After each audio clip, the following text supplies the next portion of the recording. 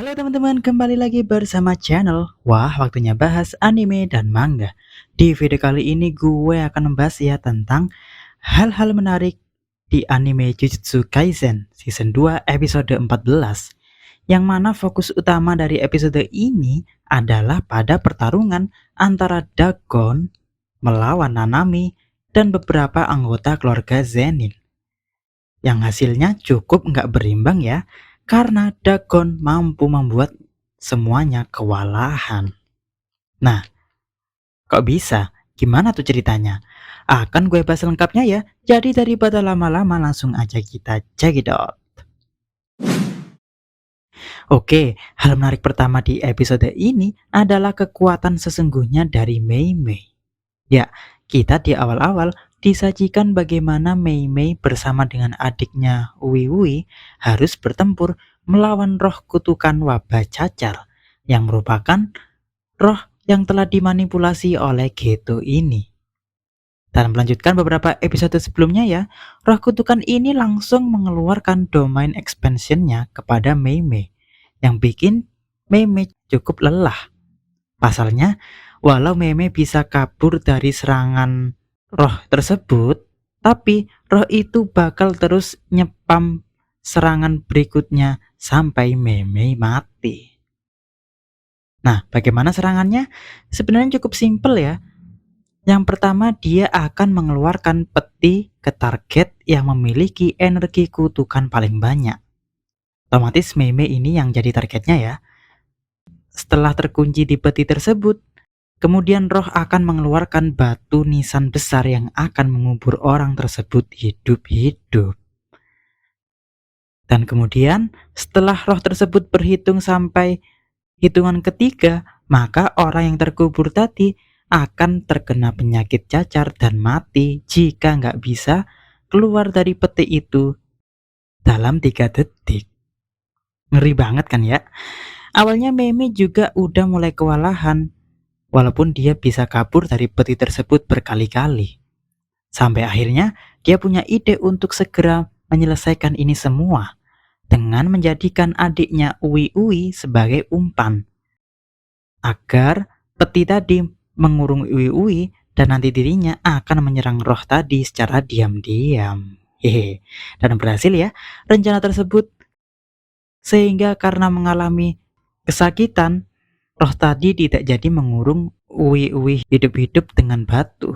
Roh tadi langsung mencoba mengejar Mei Mei secara langsung. Tapi naasnya, Mei Mei jauh lebih kuat karena dirinya punya teknik rahasia, yakni Bird Strike. Dia mengarahkan burung gagak miliknya untuk bunuh diri dan mengeluarkan energi kutukan yang besar pada target. Jadi kayak meledakkan diri gitu, tapi meledaknya dengan energi kutukan. Alhasil, roh kutukan tadi berhasil mereka kalahkan. Dan setelahnya sudah ada Geto palsu yang menunggu mereka berdua. Kuat nggak ya mereka lawan Geto? Oke, hal menarik berikutnya di episode ini adalah kebangkitan dan evolusi Dagon, sang roh kutukan laut, salah satu roh kutukan terkuat di anime ini. Ya, di dalam stasiun, Nanami bersama Naobito Zenin, sang pemimpin klan Zenin sekaligus kakak dari ayahnya Maki dan Mai, yang sekarang lagi suka mabuk gitu. Lalu terakhir ada Maki Zenin. Mereka di sana bersama-sama mencoba menyelamatkan Gojo.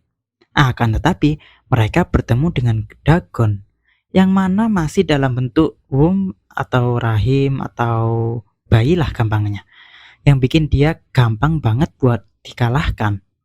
Dengan teknik kutukannya, Naobito berhasil menjadikan Dagon sebuah frame atau bingkai, lalu menyerangnya sampai terluka parah. Akan tetapi, setelahnya Dagon yang mengingat-ingat tentang kawannya alias power of friendship gitu, membuat Dagon bisa berevolusi dan berubah menjadi roh kutukan dewasa. Dan berubahnya pun jadi kece banget kayak gini ya penampilannya. Dan setelah berubah ini pun dia jadi punya kekuatan dan kepintaran yang banyak pula. Dan begitulah ya, akhirnya pertarungan sesungguhnya pun dimulai. Para penyihir Jujutsu melakukan serangan kombinasi dengan menyerang Dagon dari berbagai sisi dan dari berbagai cara. Namun, ternyata tubuh Dagon sangatlah kuat. Serangan mereka hampir nggak ada bekasnya sama sekali. Justru, kekuatan dari Dagon bisa membuat mereka kewalahan. Bahkan, Naobito di sini yang menggunakan teknik kutukan miliknya yang sangat spesial ini juga tidak bisa melukai Dagon yang kini sudah bertambah kuat. Sudah hampir setara dengan Hanami, Jogo maupun Mahito. Oh ya, gue jelasin dulu ya bagi yang belum paham gimana teknik dari Naobito Zen ini.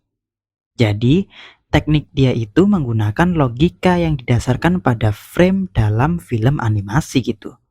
Jadi setiap 1 detik film animasi yang kalian tonton itu rata-rata ada 24 frame. Nah, gimana maksudnya? Frame ini apa? Frame ini itu suatu gambar gitu. Nah, kalau digabungkan banyak gambar tadi akan menjadi bergerak, lalu terbentuklah video. Jadi gini ya contohnya, frame ada banyak ya, ada yang lagi gini, ada yang lagi gitu.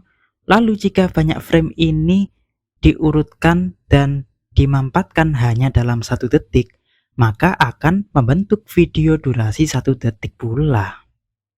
Udah paham belum? Intinya video film animasi yang kalian tonton sejatinya adalah kumpulan dari frame atau gambar yang sangat banyak sekali, namun dimampatkan dan diurutkan agar terlihat seolah-olah bergerak. Padahal aslinya gambar aja, gambar yang banyak gitu. Nah, kekuatan dari Naobito ini adalah membuat orang yang terkena sentuhan dari dia harus berjalan atau bergerak 24 kali dalam 1 detik. Mengikuti logika frame tadi ya. Jika tidak, misalnya cuma 5 gerakan atau 5 aksi gitu, maka orang tersebut akan berhenti bergerak dan menjadi frame atau bingkai itu sendiri selama 1 detik. Bisa kita lihat ya, Naobito berhasil membuat Dagon jatuh karena dia menjadi sangat cepat pula karena teknik kekuatannya yang memungkinkan dirinya untuk bergerak dan melakukan berbagai macam aksi 24 kali dalam 1 detik itu, yang menjadikannya penyihir tercepat dunia Jujutsu. Selain Gojo ya, karena Gojo itu udah dewa banget pokoknya. Keren kan kekuatan Naobito ini? Kalau masih belum paham, akan coba gue bahas di video terpisah ya. Komen kalau kalian pengen. Dan hal paling menarik di episode ini adalah domain expansion dari Dagon yang bikin semuanya luka parah. Ya, setelah dijatuhkan oleh Naobito, rupa-rupanya mereka langsung kaget karena tiba-tiba terteleportasi ke pantai gitu. Padahal ini adalah domain expansionnya Dagon. Oh ya, sebenarnya kita sudah pernah lihat ya domain expansionnya Dagon di season pertama. Yakni adegan ketika Geto membuka pintu apartemen yang kemudian isinya pantai. Nah, pantai ini sebenarnya adalah domain expansion dari Dagon itu sendiri. Seolah-olah nyata padahal cuma domain expansion. Oke, balik lagi ya. Dagon di sana sudah mempersiapkan serangan bertubi-tubi dari Shikigami, ikan, dan monster laut lainnya. Yang mana jelas ya membuat semuanya mengalami kesulitan. Karena ingat ya teman-teman, dalam domain expansion, serangan akan menjadi auto hit atau never miss. Alias serangan apapun pasti akan kena 100%. Terlihat kan, Nanami di sini sampai diserbu dan digigit monster laut tersebut. Maki pun juga sama. Kecuali Naobito, yang mana dia masih bisa menahan Shikigami dari Dagon karena punya teknik anti-domain expansion yang akan aktif mengeluarkan energi kutukan ketika diserang oleh Shikigami ini. Lihat tuh, tertolak serangan Shikigami. Tapi sayangnya, Naobito harus cedera parah, bahkan tangannya putus setelah diserang langsung oleh Dagon itu sendiri, bukan dari Shikigami-nya. Karena tekniknya tadi untuk mengcounter serangan never miss dari Shikigami, bukan serangan langsung dari pengguna domain expansion. Hehehe. Di lain sisi, terlihat ya bagaimana Nanami juga masih bisa selamat dari Shikigami tadi, walaupun mata kirinya dan sebagian tubuhnya udah rusak dan hancur. Karena emang saking kuatnya domain expansion dari Dagon ini. Dan disitulah tiba-tiba ada Megumi yang datang dan mengeluarkan senjata maupun teknik kutukan untuk membantu mereka semua. Nah, kok bisa tiba-tiba ada Megumi? Ya karena dia yang sebelumnya pergi untuk mencari Nanami dan kawan-kawan, akhirnya menemukan ada sebuah domain expansion yang lagi aktif. Dia pun langsung melubangi domain expansion agar bisa masuk. Karena ingat ya, domain expansion itu lebih gampang dibuka dari luar daripada dari dalam. Makanya Megumi bisa masuk. Nah, untuk keluarnya harus mengalahkan pengguna atau dengan menahan pintu masuk tadi agar terus terbuka. Nah, cara kedua ini yang dilakukan Megumi karena tahu Dagon sangatlah kuat, lebih kuat dari mereka berempat. Dan juga Dagon tidak akan bisa menggunakan domain expansion berkali-kali dalam satu hari. Jadi, kalau sekarang bisa kabur, mereka bakal bisa menang karena mereka akan bertempur di tempat dunia nyata, bukan di domain expansion lagi. Mendengar hal itu, Nanami pun langsung memanggil Naobito dan Maki untuk mundur dan kabur dari lubang yang dibuat oleh Megumi. Dagon yang akhirnya paham bahwa mereka segera kabur, dia pun langsung bergerak menyerbu ke tempat itu. Sampai akhirnya ada hal yang tidak diprediksi datang. Dari lubang tersebut keluarlah tangan dari seseorang. Ya, dia adalah Toji Fushiguro atau Toji Zenin, ayah dari Megumi. Yang di episode-episode sebelumnya udah kita saksikan sama-sama ya, benar-benar bangkit dari kubur. Udah hidup lagi.